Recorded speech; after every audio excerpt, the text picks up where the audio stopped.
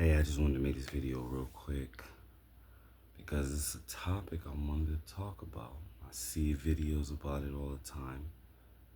It's about the mark of the beast. And the thing is that people they don't give the different versions, the different opinions, different interpretations about the mark of the beast. They give the one interpretation that most people have, and then they just discuss on that. But I'm here to make it clear that there is other opinions about what the mark of the beast is. Okay?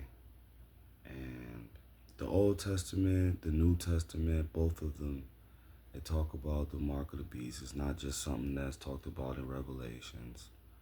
It's talked about in Daniel too. The mark of the beast, the Antichrist, the beast, who people may interpret that to be. Everybody has the different interpretations. But the mark of the beast, particularly, I want to address, which, what people think it is they say it's microchip. Okay, let's just get it out there. They say it's a microchip. Someone's going to put a microchip, well, you're going to want to have a microchip put in your head or put in your hand so that you'll be able to buy and sell. Otherwise, you won't be able to buy and sell. You'll starve to death, I guess. But, that's the main interpretation. That's what people say. That one day that's going to happen. That, the Bible is foretelling the future so detailed that it's to the point where it's like, in order for you to buy and sell, you would have to have something put in your head or something put in your hand in order to do so. Which, it's hard to believe that the Bible would be so specific about the future, being as though, God Jesus, he says,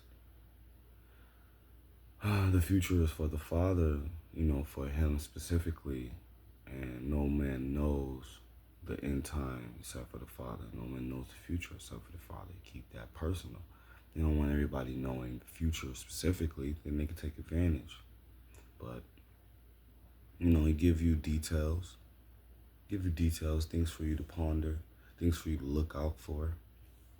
But it being a chip, I mean, if the thing is that God, he set his world up in a way where everybody is able to eat and drink and prosper.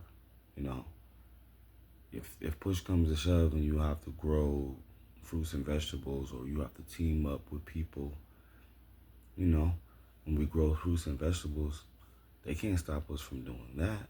At the end of the day, buying and selling, or we team up and we go hunting, we start doing hunting parties, having hunting and gathering.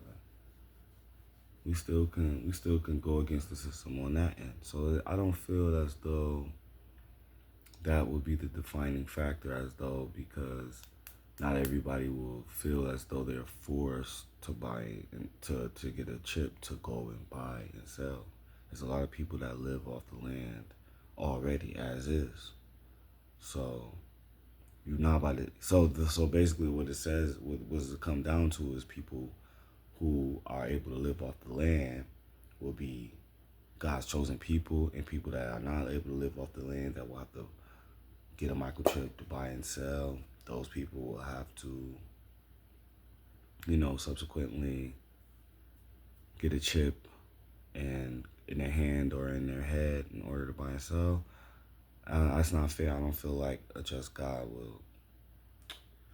will make things so hard for you that you won't be able to buy food to feed your family. He won't allow that to happen.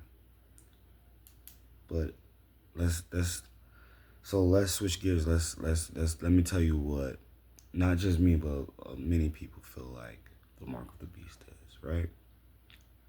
Actually, the mark of the beast is somebody who's decided that, they're going to live either by mainstream traditions traditions of man, preferably. Whether that be just traditions in the church. There's different traditions in the church that God didn't set up, but man set up, that in some ways contradict God. So if you stick to those and you don't decide, okay, you know what, this is not what the Bible says, so I'm going to go against that. If you stick to those traditions that man set up, then yeah, you're putting yourself in position to be considered someone who's marked by the beast. It's not just someone who goes as far as to, oh, okay, I'm going to literally worship Satan's name, or I'm a murder, steal, rob, whatever, commit adultery. It's not someone who's just deciding to do that. That's not the people that's marked by the beast.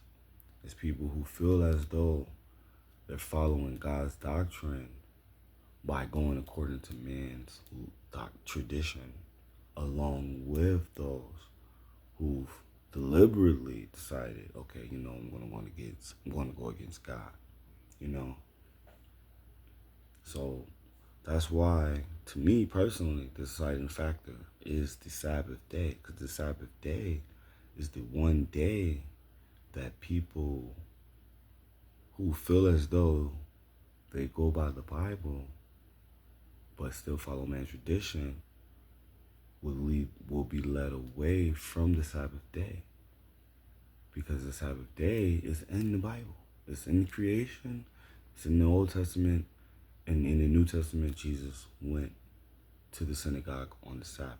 So the Sabbath day is consistently throughout the Bible being celebrated by Christian believers. Not just Sabbath ceremonies, but the actual seventh day of the week Sabbath celebration of rest. Okay, even Jesus, when he died on the cross, immediately went to rest, because after that, the sun went down and it was time for rest. So if Jesus felt it was necessary to rest, then we should feel it's necessary to rest. But in the last days, and even today, people still feel it's unnecessary to celebrate Sabbath. So to me, and to most people that believe in worshiping on Sabbath, they feel as though that would be the deciding factor of whether someone has the mark of the beast or not. This is whether or not they worship on the Sabbath. So there you have it.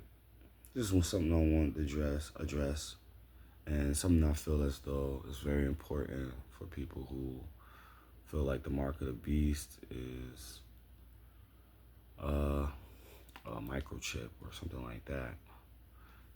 Just read the Bible and maybe look for a second opinion on that matter.